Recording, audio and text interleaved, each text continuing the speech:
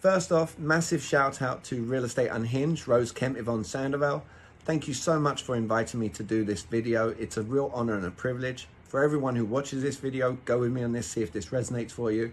When someone of the caliber of Rose Kemp turns around and says, Jamie, would you do a video? And they've shared with you that what you teach and what you do is so pertinent and so helpful within the real estate arena. You know, it leaves you with this thought, this notion of what can I share during this video that leaves people impacted in such a positive way that it was like, I'm so glad I watched it and I feel like I'm thinking on a higher level. You see, what I do for a living is I teach what's called conscious communication. What is that? It's the ability to communicate with more awareness so you know what you're doing, what you're saying, and why you're saying it.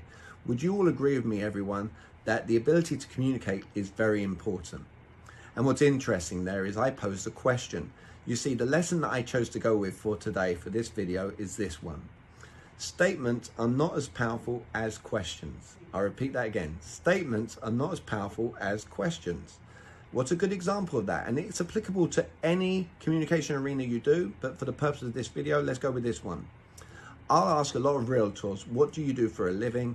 And they will respond by saying, I'm a realtor, or they will think they're getting colorful by saying, I help people find the homes of their dreams.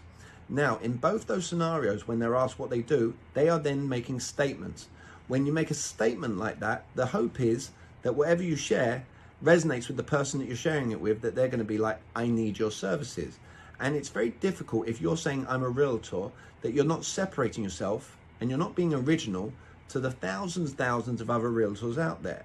So how would I pose that as a question to tweak it and make it better? And this would be an example. Instead of saying I'm a realtor, I help people find the homes of their dreams, if someone was to come up to me and say, what do you do? I would say, my clients have shared with me that I've helped them to make the most powerful and important decision they could ever make in their life, the easiest and pain-free decision that they could ever make. Would you say that buying a home is a pretty big deal? All right, it's pretty important. All right, so rather than saying I'm a realtor, rather than saying I find people the homes of their dreams, all right, I share the words my clients have shared, all right, that I've helped them to make what they deem the most important decision they could ever make, the easiest decision. Would you say buying a home is a big deal? Two things have been achieved there. One, by saying the word my clients consciously, that now alludes to the other person you're sharing it with. You have clients, meaning you're valued by other people out there. The second thing is you're getting them to answer a question whereby they're agreeing that what you do for a living is very important and it's a big deal. Right? And then you can ask follow-up questions after that point that get them to engage more with where they could use your services.